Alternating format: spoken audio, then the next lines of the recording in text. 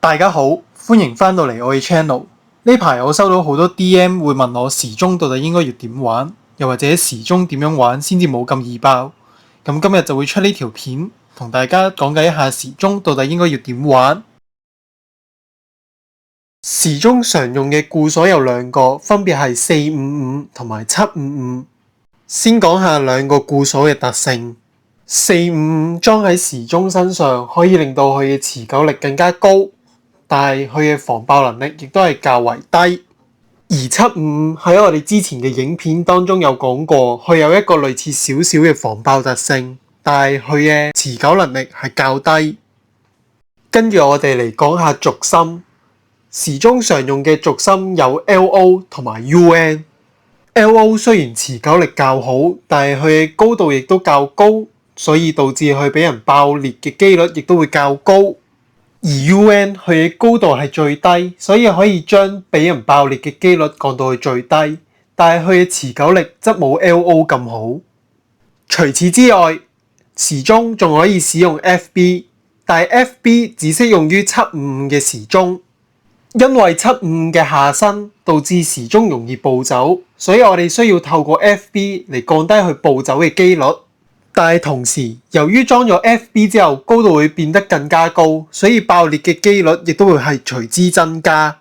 所以使用 FB 需要一定嘅技術去彌補。咁以上都俾大家睇翻使用唔同固鎖同埋軸心有啲咩優點同缺點。而今條片我主要係會使用455 UN 同埋755 UN。首先係斜 shoot。基本上大部分情況時鐘都可以用斜 shoot 嚟去面對，但係喺面對住唔同陀螺嘅時候，所用嘅角度都會有所唔同。例如面對防禦持久型嘅時候，角度大約係30至45度，因為佢哋爆開我哋嘅機率唔算好大，所以唔需要太斜，可以慳翻更加多嘅持久力。而面對攻擊型嘅陀螺嘅時候，我哋角度需要大啲，大約係70至90度，因為佢哋嘅攻擊力較強。好容易就會爆開我哋，所以我哋需要去斜啲，用面去承受佢哋嘅攻擊，避免俾佢哋爆開。跟住係平 shoot， 呢個只會用喺同我哋差唔多高度嘅陀螺身上，例如用70高度固鎖嘅暴擊，咁樣可以有助我哋陀螺去慳翻更加多嘅持久力。並且由於佢哋嘅高度同我哋差唔多，冇咁容易俾佢哋爆開，所以可以選擇用平 shoot 嚟去應對。就我而言，時鐘嘅打法有3種，分別係定鐘、匿貓耳同埋上3樓。而喺大部分情況下，我都會選擇匿貓耳同埋上3樓。而呢兩種嘅性質亦都係一樣，所以我會 group 埋佢哋一齊講。首先係匿貓耳同埋上3樓，用得呢個情況，多數對面會係攻擊型嘅陀螺，而上3樓同埋匿貓耳可以有效咁躲避對面嘅攻擊，避免俾佢哋擊爆、擊飛，從而去達至持久勝利。第二個係定鐘，用得呢個情況，多數對面係持久力偏高嘅陀螺，例如棍或者暴擊 H 等等。而定鐘有助我哋去節省我哋嘅持久力，從而達至持久勝利。啱啱講咗咁多理論上嘅嘢，等我哋俾翻啲實戰影片俾大家睇啦。呢一場我哋對住嘅係爆印150 UF， 對面嘅高度偏低，爆開我哋嘅機率亦都會大大增加。呢度 shoot 到落盤，見到我 shoot 嘅角度大約係70零度，咁我都用面抵擋住對面隻爆印好多嘅攻擊。咁對面隻爆印接咗幾次軌之後，持久力亦都隨之下降，而我哋嘅持久力就係維持緊係一個好高嘅水平。咁最終我哋收低呢一局。嚟到第二場，我哋今場對住嘅係棍960 FB。呢度 shoot 到落盤，見到我係用一個定鐘偏斜射嘅方式去同對面隻棍去進行一個對抗，因為對面隻棍嘅配置係屬於偏持久嘅配置。咁我哋唔打逆軌係因為費事浪費太多嘅持久力，導致我哋後期持久力不足，冇辦法同棍去進行一個對抗。呢度見到對面隻棍不停咁攻擊我哋嘅固鎖，但係無奈佢嘅攻擊力唔算太強，打爆唔到我哋嘅固鎖。而我哋亦都憑藉住我哋嘅高度優勢，不停對對面隻棍進行一個下壓，藉此去削減對面棍嘅持久力。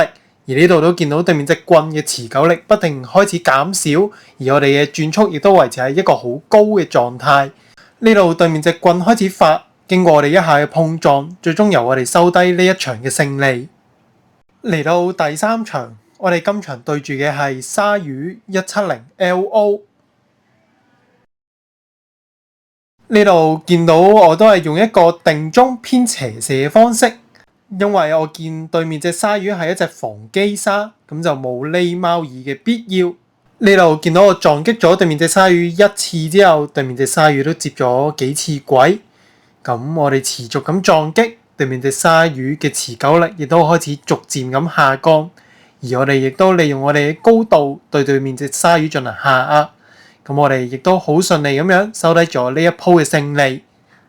嚟到第四場，對住嘅係暴擊 W670H， 係一個偏持久嘅配置。所以都見到我為咗節省持久力，用一個偏平射嘅方式去同佢進行一個對抗，而對面嘅暴擊同我哋嘅高度亦都係差唔多。咁喺持久力方面，對面嘅暴擊只係僅次於我哋，而調整得好嘅暴擊喺持久力方面亦都係有機會贏過時鐘。跟住落嚟都係較沉悶嘅持久力對戰，咁將會用2倍速去進行。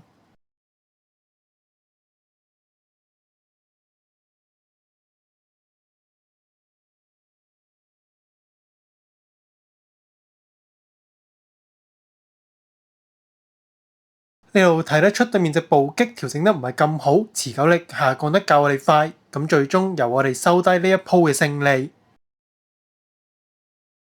咁今場係一個錯誤嘅示範，我哋對住嘅係左蛟龍 970L， 由於對面係左迴旋，咁我哋係唔可以打逆軌，但係我就打咗個逆軌出嚟，最終導致我哋係爆裂輸咗。咁多位要記得，面對住左迴旋嗰陣時，千祈就唔好再打逆軌。今條片就嚟到呢度，希望呢條片可以幫到大家知道時鐘應該要點玩。中意呢條片嘅記得 comment、like、subscribe 同埋 share。有啲咩問題都歡迎喺下面留低，我會盡量解答你哋。咁我哋下條片再見，拜。